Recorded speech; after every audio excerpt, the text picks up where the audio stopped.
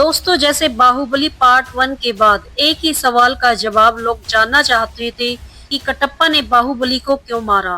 वैसे ही केजीएफ के बाद लोग इस सवाल का जवाब जानना चाहते हैं कि रॉकी अभी जिंदा है या नहीं।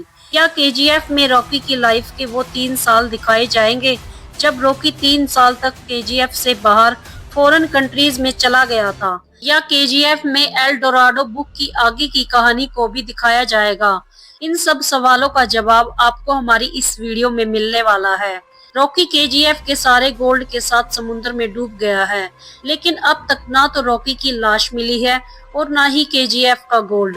किसी भी देश की आर्मी समुद्र से गोल्ड निकाल कर रमिका सेन ने सीबीआई और सीआईए के साथ मिलकर रॉकी को ढूंढने का मिशन स्टार्ट कर दिया है। एक दिन रॉकी खुद सरेंडर कर देता है। ये न्यूज सुनते ही हाहाकार मच जाती है कि रॉकी जिंदा है और वापस आ गया है।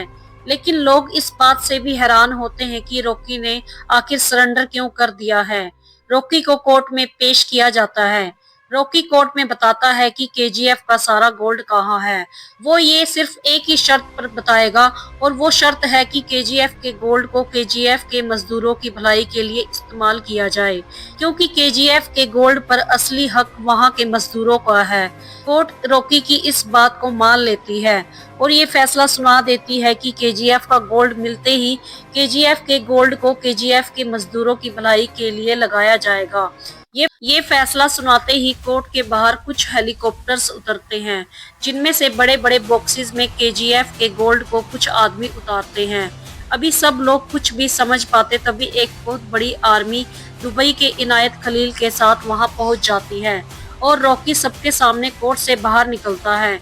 कोर्ट के बाहर रॉकी की आर्मी को देखकर किसी की भी हिम्मत नहीं होती कि वो रॉकी को रोक सके।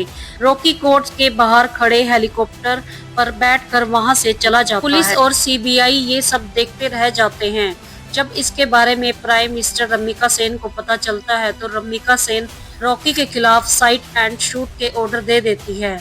रॉकी असल में अपनी मां को दिए हुए वादे को पूरा करने के लिए ये सब कर रहा है। असल में रॉकी पूरी दुनिया में सबसे बड़ा आदमी बनना चाहता है, इसलिए रॉकी ने ये सब प्लान पहले से ही बना लिया था। रॉकी जानता था कि केजीएफ के गोल्ड को केजीएफ से निकालना मुश्किल है, इसलिए रॉकी खुद केजीएफ का सारा गोल्ड लेकर समुद्र में चला गया था। असल में ईयर 1989 में रॉकी ने अपने एम्पायर को फॉरेन कंट्रीज तक फैलाना शुरू कर दिया था। रॉकी को उन दिनों बहुत से माफिया डॉन मिले, जिनको रॉकी ने मार दिया और पूरे अंडरवर्ल्ड में खौफ पैदा कर दिया। रॉकी ने इंडोनेशिया की गोल्ड माइन पर भी कब्जा कर लिया था, इसलिए अब फॉरेन कंट्रीज में भी रॉकी के दुश्मन बन गए थे, जिनको रॉकी एक एक करके मार रहा था। क्या रॉकी कभी पकड़ा जाएगा या नहीं, ये तो एल डोराडो बुक में भी नहीं लिखा, लेकिन लोगों ने रॉकी को अपना भगवान मान लिया है। आगे की कहानी में क्या होगा, ये हम आपको अपनी फैन थ्योरी वीडियो केजीएफ 4 में बताएंगे। तो आज की वीडियो आपको कैसी लगी, कमेंट करके जरूर बताइएगा। Thank you.